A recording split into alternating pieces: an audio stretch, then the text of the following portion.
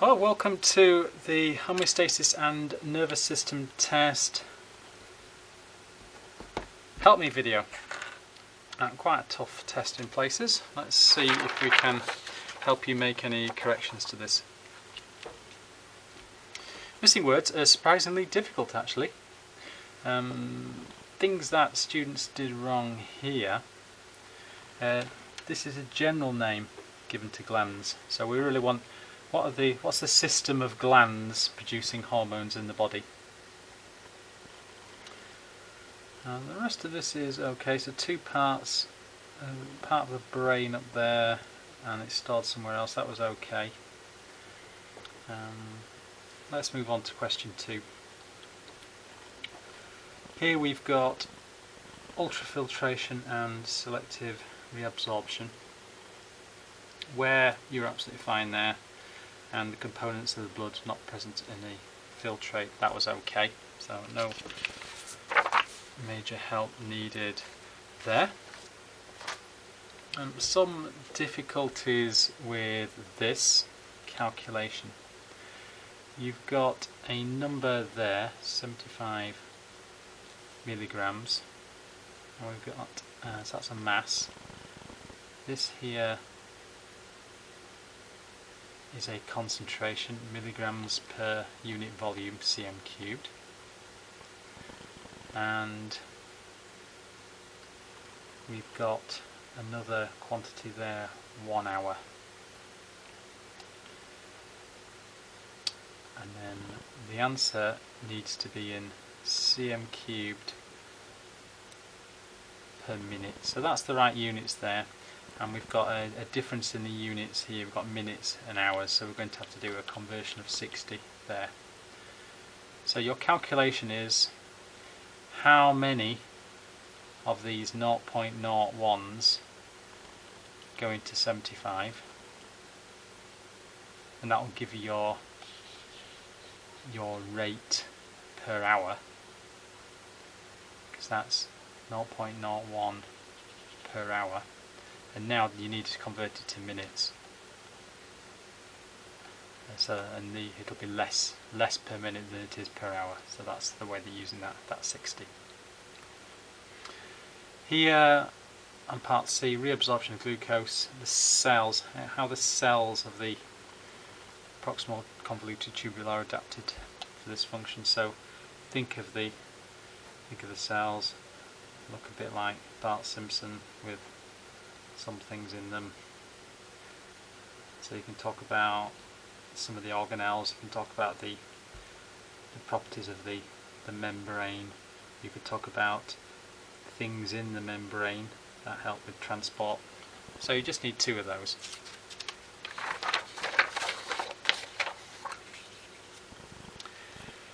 A whale is a large mammal that lives in the sea. Very good. And we're given a table and also a number in the text. So we have this 5.35 millimoles per dm cubed. Right, mole is an amount of substance. Millimole is 1,000th of a mole. dm cubed, well, a dm cubed equals 1 litre equals 1,000 cm cubed. Units in the table, we've got dm cubed equals 1 litre, then we've got per cm cubed. So urine is given in dm cubed per cm cubed of water. Dear me. And then we've got our chloride concentration. However, essentially what you're doing here, you're using the data in the table. So all we're really concerned with is what number is bigger than what other number. Okay, so that's really what you need to do. To get the marks, you don't actually need to quote these. So you need to be thinking about how much water is taken in. So for the human,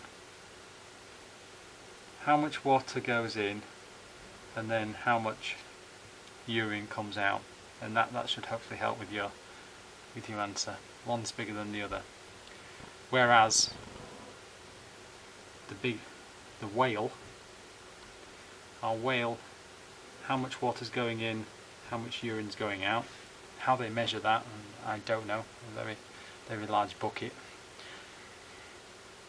And also you can look at this concentration here and compare that to the concentration of chloride in water. So have a think about, well, it's not getting dehydrated because one of these numbers is bigger or smaller than the other one. So that's the sort of answer that you're giving there. And then we're into just a nice question about the loop of Henle. It's saying it's got a long loop. So we're talking about Bowman's capsule, proximal convoluted tubule, loop of Henle, distal convoluted tubule, collecting duct. So it's saying long loop, it's just saying something like that. And your answer is really telling us, okay, what's happening in these limbs of the loop of Henle? What's that doing to the surrounding area in the kidney, and name the area. And so what's happening to make water move in the various parts of this system in that part of the kidney. A reasonably straightforward, normal type of question. Question 9. This is a little more difficult now. This is more the sort of question that you might get in the exam.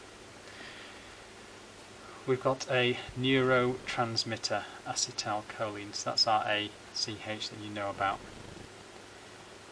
And there's a normal story of it binding to the postsynaptic membrane, stimulating the production of nerve impulses. So this neuron here, impulse arriving in the normal way that you know about, and action potential arriving, and then ACH in these vesicles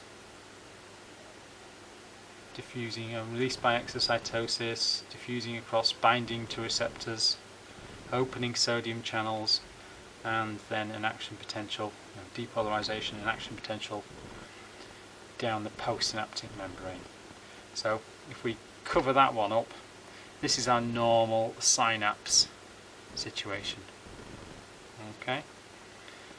And the first question is just the introductory sort of question. You should be getting these 4 marks, telling us the sequence of the events leading to the release of ACH and it binding to the postsynaptic membrane. So tell us what's going in, what's going out of this presynaptic membrane, tell us about the vesicles, how they're moving, tell us about the transmitter, tell us what happens on this postsynaptic membrane, and then stop, because that's the end of what it wants. So fairly straightforward.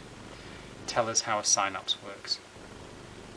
And they're doing that because then the rest of the question is an alteration to the normal working of synapse that you know about.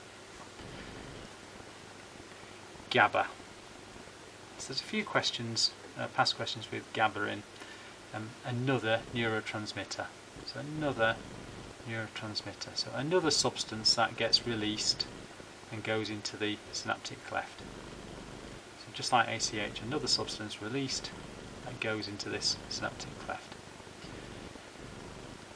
It also binds to, so for GABA I'll use a different colour, and it binds to the postsynaptic membrane, and it says it actually inhibits this. So whereas this ACH makes it more likely for an impulse to happen, we've got a kind of inhibitory effect, making an impulse less likely to happen. And it does that by saying negatively charged chloride ions enter the postsynaptic neuron. So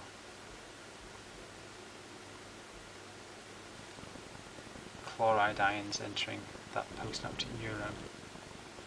And your job is to explain how that will inhibit. Well, here we've got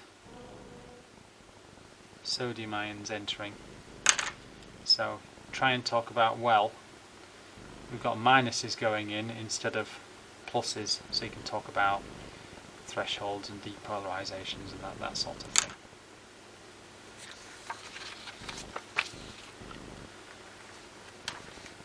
Here, hopefully you spotted or were told that the next bit is actually this bit, C1, and then it goes then to C2 and D. So we swap those around for next year, so next year's students should be happy. Epilepsy. So you've heard of epilepsy, but you're not expected to know much more about it. And they're saying that epilepsy is due to insufficient GABA.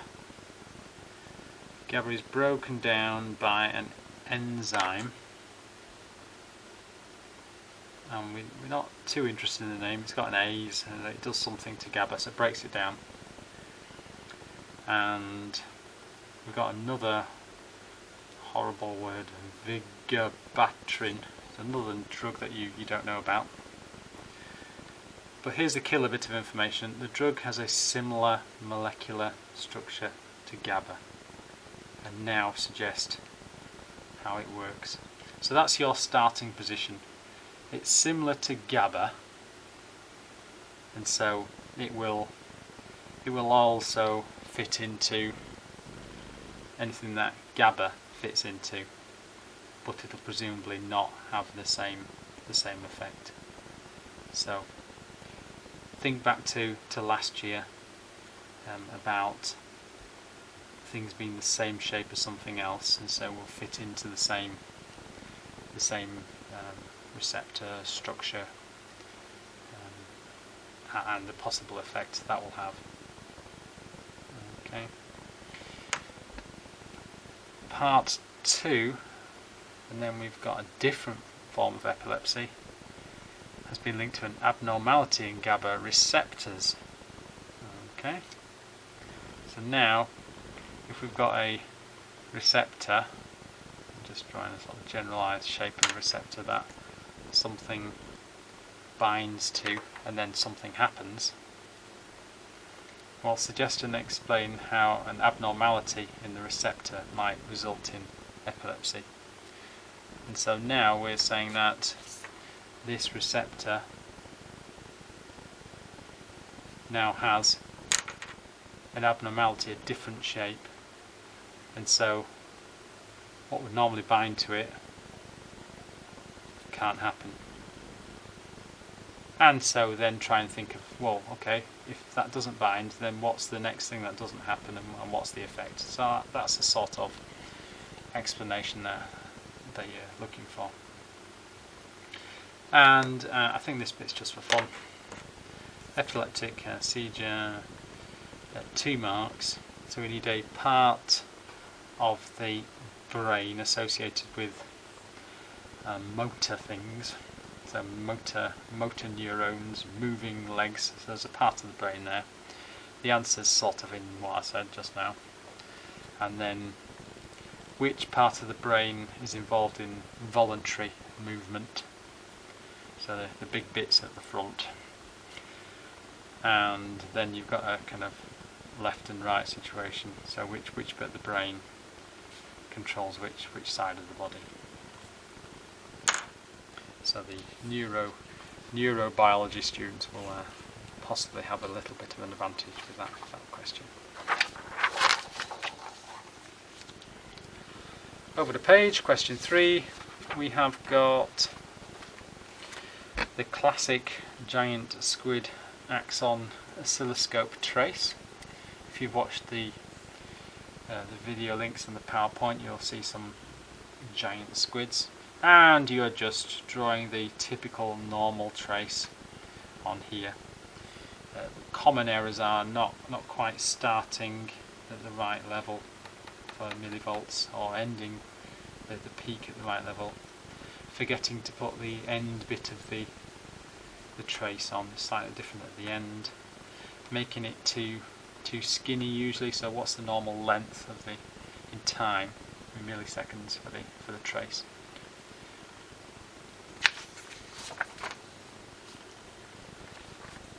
Over the page, this is synoptics. This is from the core concepts, type of biological molecules. So go back to biological molecules and what's this bilayer made out of, and so on. You should get those. Then, with reference to the diagram, describe how the following events are brought out. So resting potential, you need to be saying what's going on there. But then a lot of students have said that and got 1 mark, and then said something for another mark. But actually there's 4 marks available, so you need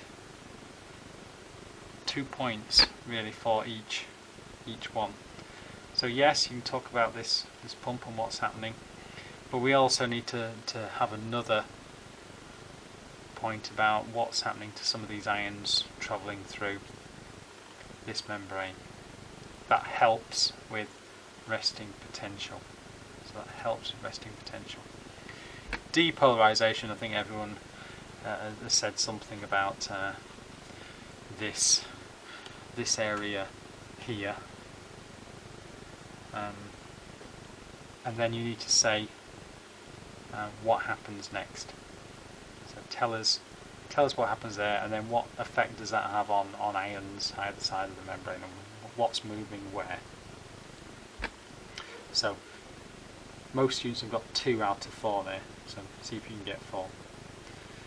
And then here's a wonderful little question: how the impulse is transmitted across the synapse. So you should hoover up 3 marks here. You should get 7 or 8 points here and get the 3. So we're looking for 3 sort of separate clear points in the right order, making sense, and you should get that. Okay, so that's with the help. Go to support, get help from your teacher, and then have another go, and then watch the model answer videos.